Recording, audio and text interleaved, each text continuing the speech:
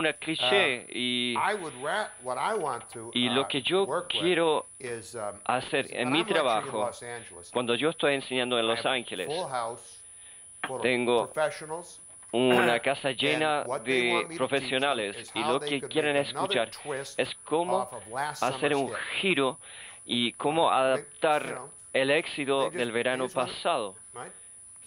Entonces quieren ver cuántos hombres araña podemos filmar y con algunas excepciones. Hay gente como Paul Haggis que es grandioso y es un escritor increíble, pero mayormente en Hollywood la gente quiere afinar sus herramientas y reciclar lo que ya saben que funciona.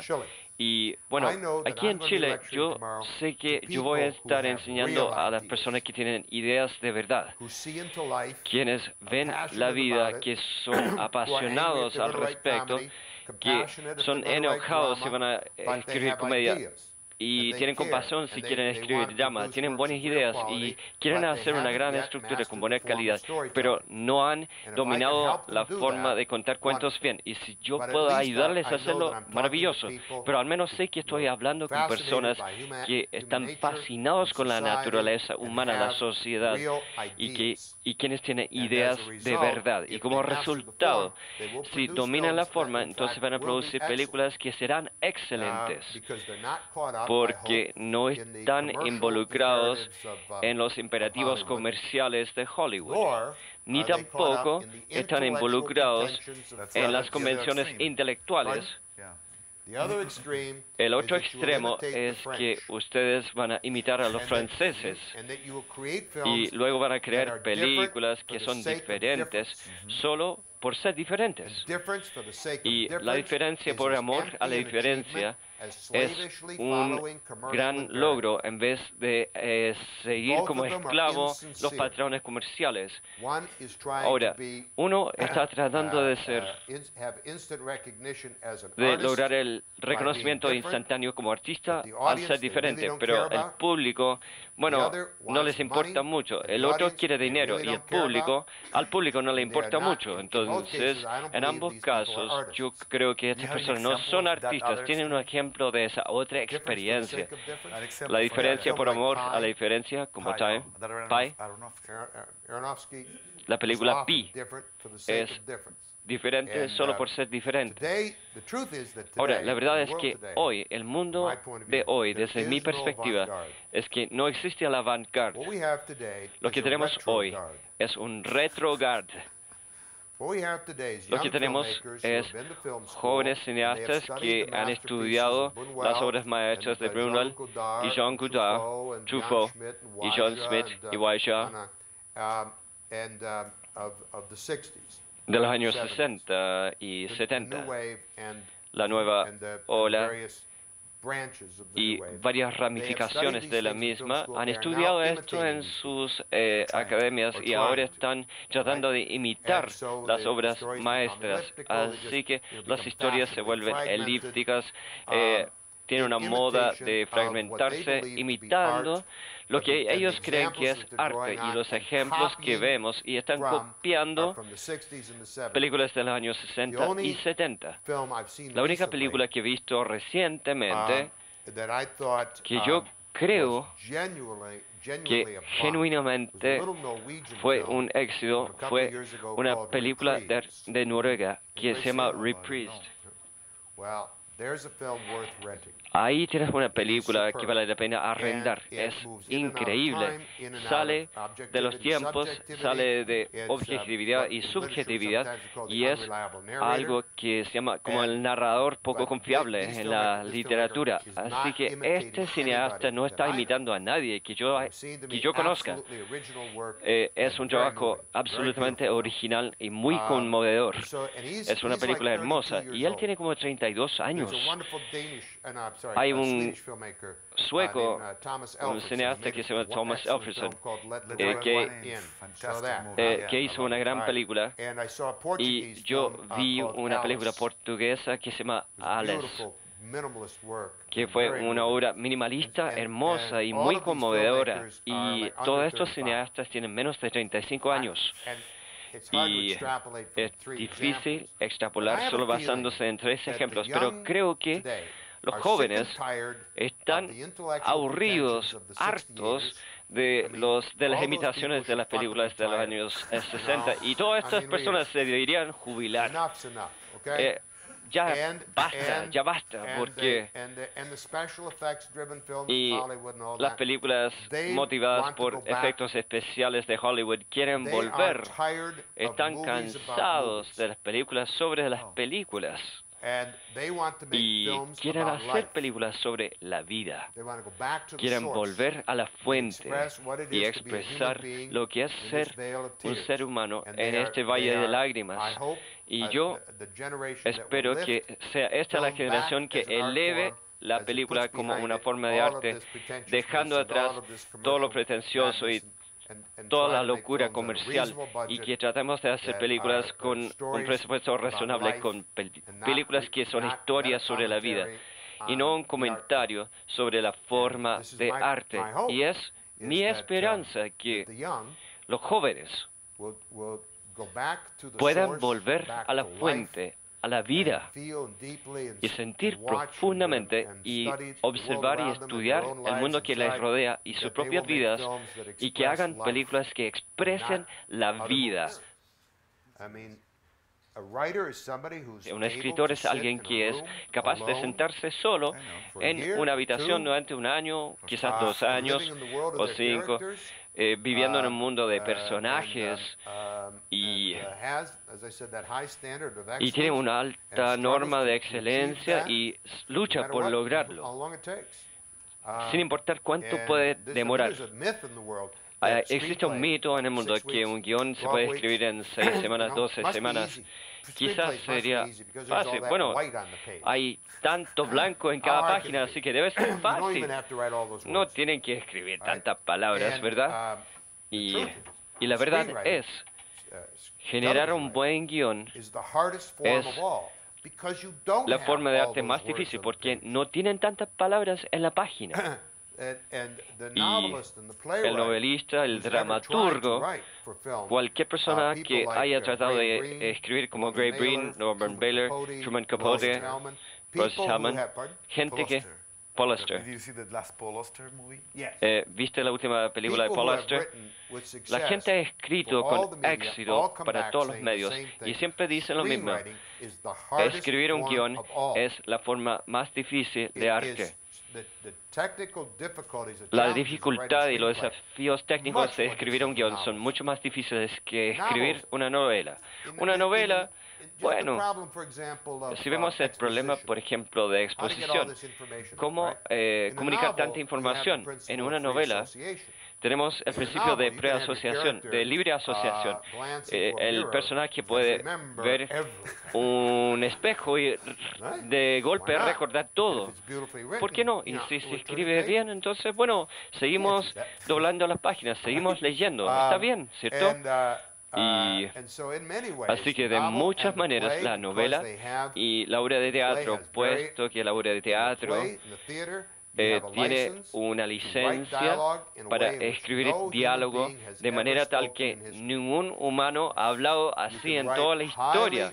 Pueden escribir poesía teátrica, diálogos brillantes, con lenguaje muy elevado y muy asombroso, pero para la televisión no se puede. Hay que utilizar palabras comunes de todos los días. Así que en hacer un guión, uno tiene que reducirse a la forma, hay que presentarlo en pantalla, y no pueden tomar el recurso de explayar muchas cosas o cargar altamente el idioma como en el teatro, y esto es muy restrictivo, así que la imaginación de un guionista ve muchos desafíos que los que escriben novelas, obras de teatro, nunca ven esos desafíos. Muchos llegan a los guiones porque creen que es fácil, o llegan a escribir guiones porque ven tanta mierda en la pantalla que se quedan ahí sentados pensando, bueno, yo podría escribir mierda mejor que esa. Mi mierda es mejor que esa mierda. Y esa es mierda. Así que yo puedo escribir mierda mejor que eso. Es así la actitud que tienen. Y luego se sientan a escribir y descubren que incluso generar mierda es difícil.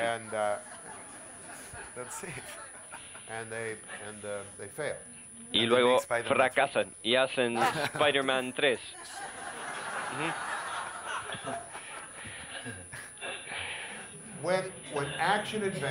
Cuando la acción y la aventura es buena, es muy, muy buena. Y yo pensé, bueno, ¿cuál Spider-Man fue donde el antagonista fue el profesor que le salen brazos? Spider-Man 2. Increíble, porque yo enseñaba en la universidad y conozco a esos tipos, conozco a esos profesores.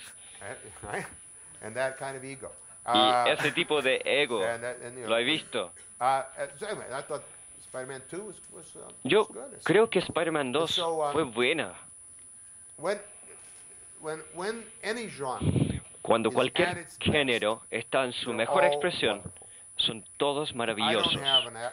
Y yo no miro hacia abajo o con desprecio hacia la comedia, acción, aventura, animación. Yo creo que cuando una novela gráfica es buena, puede ser muy, muy buena. Son todas formas de contar cuentos en su mejor expresión. Y son maravillosos y son valederos. Según mi definición, la estampa de un verdadero intelectual es que un intelectual puede reconocer la calidad donde sea que exista. Donde sea que exista. Y la gente dice, no, no, solo queremos películas de cinearte. Esa es calidad. No es intelectual. Esto es como esnovismo. Y King Kong, no, ambas. Y Peter Jackson, bueno, ese de King Kong de Peter Jackson me rompió el corazón porque fue tan dulce.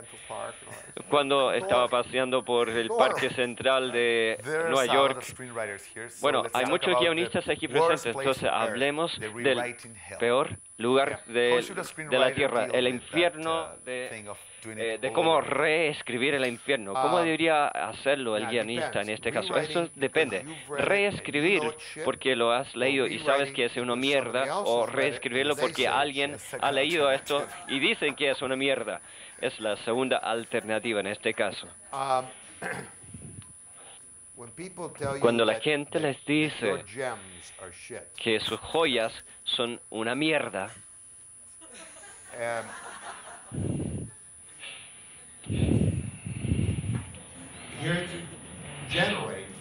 por lo general, si tú escribes excelencia, y si tú escribes excelencia desde el comienzo al final del guión, la respuesta va a ser el silencio. ¿Cómo saben? ¿Cómo sé que lo que yo escribí es bueno o si funciona? Es porque no me dicen nada. La gente no van a saltar a besarte en la mejilla y decir, bueno, te pasaste, qué buena. No, ellos dicen, bien, y siguen doblando las hojas. Cuando no funciona, entonces comienzan a hablar. Y ellos podrían decir estupideces. Yo estuve en una conferencia una vez donde uno de los ejecutivos de desarrollo en el estudio dijo, ¿sabes qué sería grandioso? Que si en este momento todos sacaron las caras y por debajo fueron 8 personas abajo. Me encantaba eso en una serie de televisión que siempre se quitaban la máscara. Misión Imposible. A mí me encantaba eso de Misión Imposible. Era loco. Pero yo no decía nada. Solo tomé un apunte y decía que esa escena no funciona. Entonces, tiene que fijarse bien cuando son los apuntes, no es lo que dicen, sino que dónde lo dicen, dónde siguen apuntando el dedo, y no solo una persona, o bien 2 o 3 personas, donde apuntan que existe un defecto, que este personaje o esa escena o esa transición, o bien eso no funciona. Entonces están tratando de ayudar, están tratando de darles las respuestas. Y lo que dicen, bueno, y si alguien le da una buena idea, entonces hay que robarla. En realidad, hay que tomarla y mejorarla. Está dentro de lo justo ahí, porque la verdad es que todos estamos robando. Robamos de la vida, robamos. Es un asunto ético para un escritor.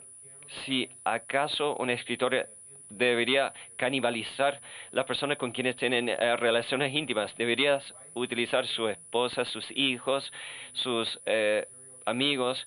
¿Deberían utilizarles como personajes? Sí.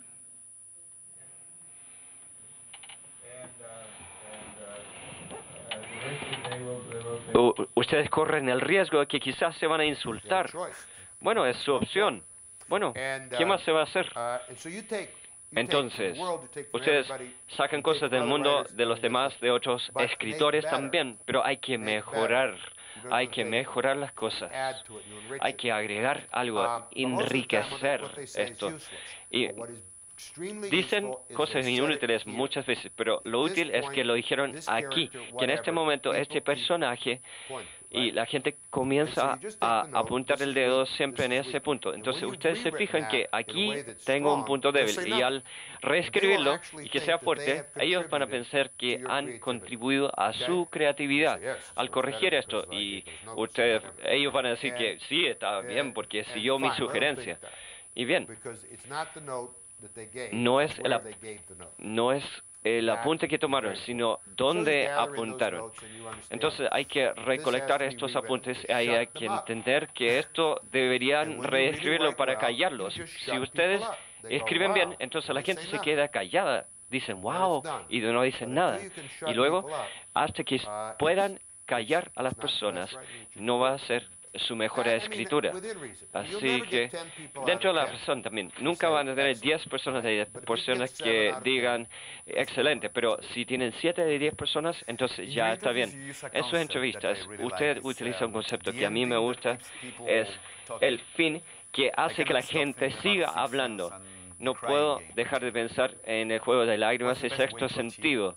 ¿Cuál es la mejor forma de lograr ese fin que hace que la gente siga hablando después? Bueno, Sexto Sentido no sería una de mis películas favoritas. El juego de lágrimas es mucho mejor, pero el final que me afectó más fue el clímax del lector, The Reader.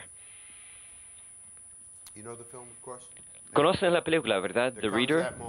Llega un momento en que él llega a la prisión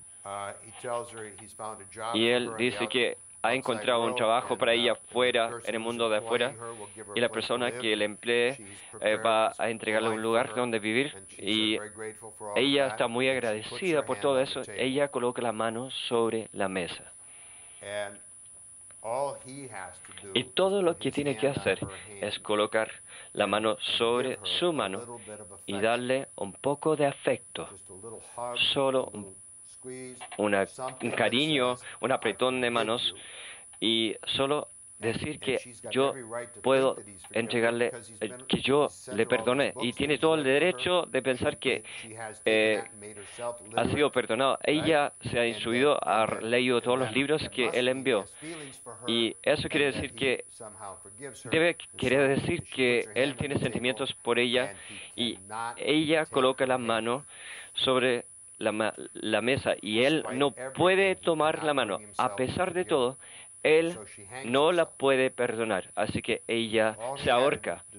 Solo tenía que tomar la mano, darle un apretón, mirarle a los ojos y solo enviarle una pequeña mirada que dijera, te perdoné, pero no pudo hacerlo. No se habría ahorcado si él solo hubiera tomado la mano. Y yo dije, oh, esa sí que es película perfecta, sin idioma, sin diálogo. Es una mano una mirada, y el no hacer algo, el no tomar la mano. Entonces, ¿cómo pueden hacer que una no acción sea poderosa? Al no tomar la mano, cuando al tomar la mano le habría salvado la vida, no pudo hacerlo. Dios mío, eso fue uno de los puntos de clímax más poderosos de cualquier película. Me rompió el corazón y se creó de un gesto y de una mirada. Eso sí que es redactar un buen guión. Es redactar un gran guión para poder reducir una película en un momento así que no requiere ninguna explicación verbal. Acción pura. Un momento humano así, si hubiera una tercera persona dentro de la sala, no se habrían dado cuenta de lo que pasaba. Y es hermoso. ¿Cómo se escribe eso? ¿Cómo logra uno poder escribir algo así? Bueno, eso es como decir, cómo uno compone una sinfonía, por ejemplo, que es como la que escribió Beethoven, por ejemplo, compuso Beethoven. Uno puede enseñar los principios, sin duda, pero crear algo de ese estilo significa remontarse al principio de la novela de la que fue adaptada, una gran adaptación de la novela como David Hare, que es uno de los mejores en esto, y la inspiración de la novela y la película es la pregunta: ¿podemos perdonar el holocausto? Lo entendemos, nunca lo vamos a olvidar, pero como cristianos o ateos que viven en la tradición de la iluminación, sentimos que si uno entiende la naturaleza humana, a la larga uno debería poder perdonar a los humanos porque simplemente somos humanos y nada más que eso, y hacemos cosas horribles. Pero también todos hacemos cosas terribles. Cuando le cortamos a alguien en la carretera y le mostramos el dedo del medio, también estamos haciendo algo terrible. No hay una diferencia en la estructura entre cortarle el camino a alguien y cortarle la cabeza a alguien. Existe el deseo de lastimar, la acción de lastimar y el placer de ver que esa persona sufra, ¿correcto? Cuando usted les corta con el auto y rabea, y dice, ja, ja, ja, mire cómo rabea esa persona, ¿cierto? Eso es malévolo. Ciertamente lo es. Es un poquitito malévolo, pero lo es en esencia. El deseo de lastimar, la acción de lastimar y el placer de ver el dolor en otras personas. Eso es malévolo. Y si entendemos eso, podríamos, en teoría, perdonar a los humanos. Entonces la respuesta a la pregunta es que a pesar de nuestros valores cristianos, nuestros valores de iluminación, no podemos perdonar el holocausto. Entonces, en ese momento que yo describía, es la expresión de la respuesta a la pregunta: ¿podemos perdonar el holocausto? La respuesta es no. Entonces había una inspiración en la novela que fue la pregunta. Desarrollamos en la novela y la película con mucha dramatización de la pregunta y la respuesta. Y la respuesta a la larga es no. No, él no puede tomarle la mano, darle un apretón, aunque él sabe que a lo mejor ella se va a matar. No lo hace.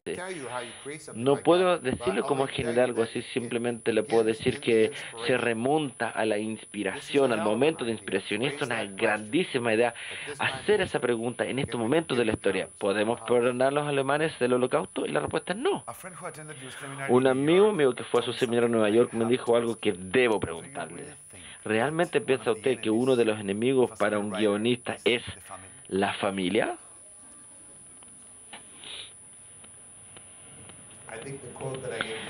Creo que yo dije que habían dos enemigos. El teléfono era uno de ellos y el carro para el bebé que está en el pasillo, el coche. Para ser un guionista, en términos generales, uno tiene que entregarle su vida a ellos. Esto no es un hobby. No es algo que uno puede ser part-time, no es un hobby. Es una forma de arte, es una profesión y uno tiene que dedicarle la vida a ello. Y si uno tiene que optar entre amigos, familia e incluso los niños, si ustedes optan por los niños por sobre su escritura, momentos de escritura, de inspiración, nunca va a escribir el Reader, por ejemplo, o cualquier cosa de buena calidad, realmente hablando.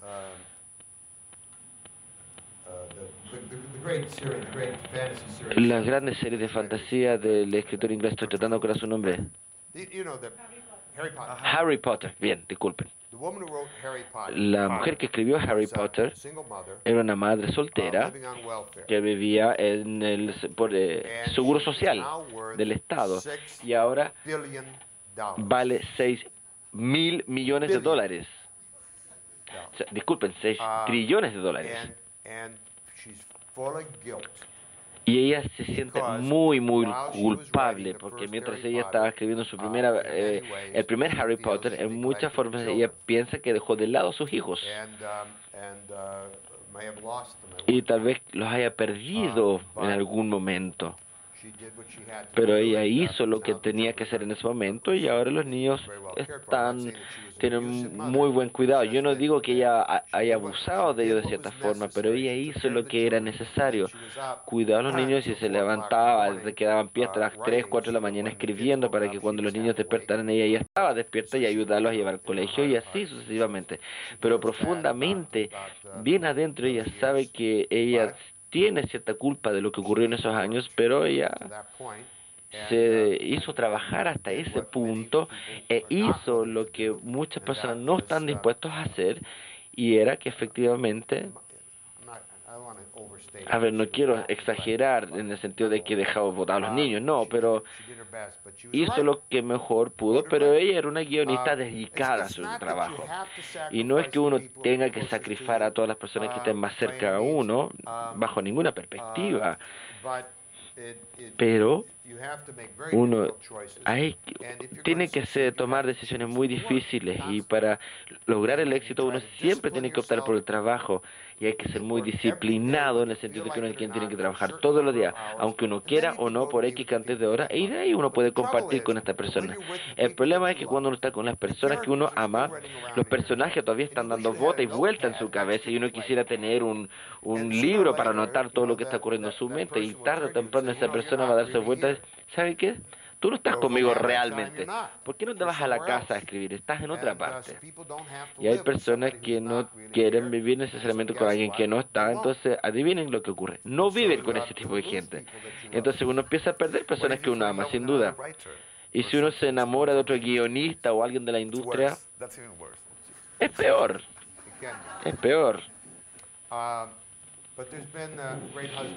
Pero ha habido ya grandes equipos, esposos y esposas de guionistas, y que incluso a veces colaboran entre ellos. Pero nuevamente es raro ver eso. A ver, yo no sé qué puedo decir yo al respecto. A ver, yo estoy casado con una artista, y ella es muy disciplinada, incluso más que yo. Ella lee lo que yo escribo, yo veo sus obras de arte, entonces tratamos de ser un poco nuestros apoyos mutuos. Ella tiene su estudio, yo tengo mi oficina, y tendemos a trabajar paralelamente durante el día en términos generales, y eso funciona. Pero hay muchas personas que no son artistas, que les encanta estar casados con un artista, e incluso apoyan a los artistas, y yo creo que eso es maravilloso, y creo que tenemos que motivar a esas personas que sigan así.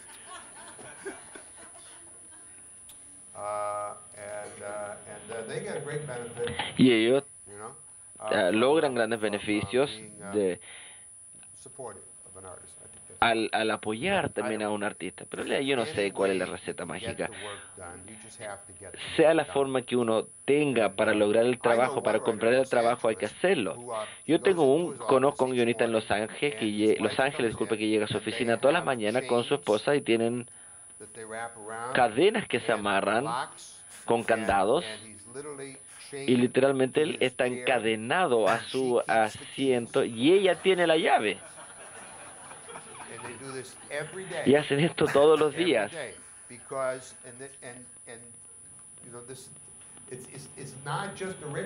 No es un rito solamente, sino que es una necesidad a esta altura. Porque yo a él lo conozco.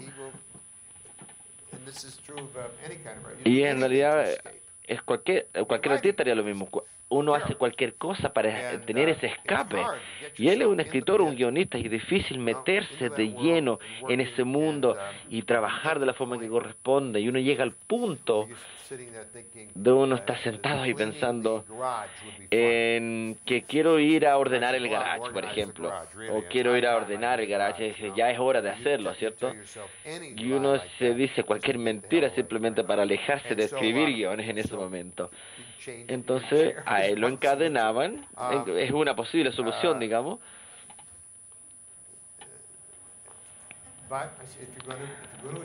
Pero si uno va a tener logros como guionista, uno tiene que tener esa disciplina y tomar opciones, decisiones en cuanto a los sacrificios que uno esté dispuesto a asumir para tener un buen trabajo, y el trabajo tiene que estar primero, tiene que ser así. Mr. McGee, ¿cómo debería un guionista manejarse con actores, productores y directores? A ver, a mí me encantan los actores, de verdad. ¿Todos? Sí, sí.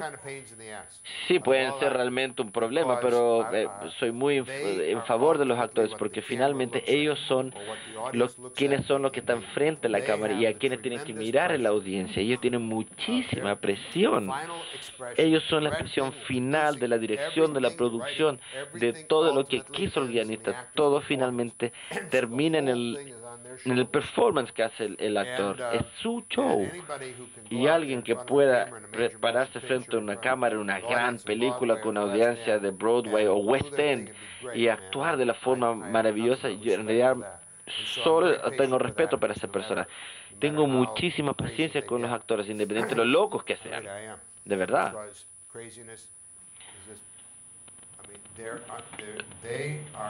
Ellos están experimentando el temor en esos momentos, pero todos los días.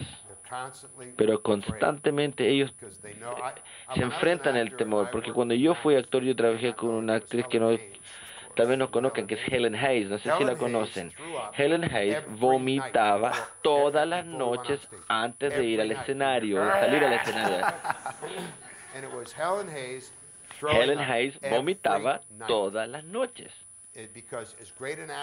porque si bien era una gran actriz, ella sabía que en cualquier momento podría actuar terriblemente y había una audiencia, un público afuera que estaba esperando su actuación trascendente. Entonces ella le provocaba mucho terror esto, entonces ella vomitaba todas las noches, tenía mucho temor, y a veces hay conductas medias tontas, por decirlas, a raíz del temor.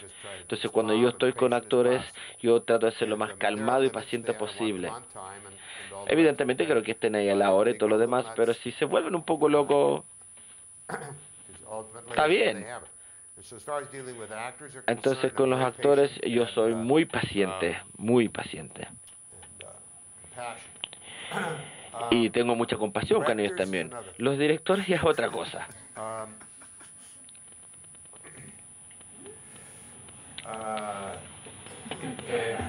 A ver, no tómese su tiempo, no hay apuro.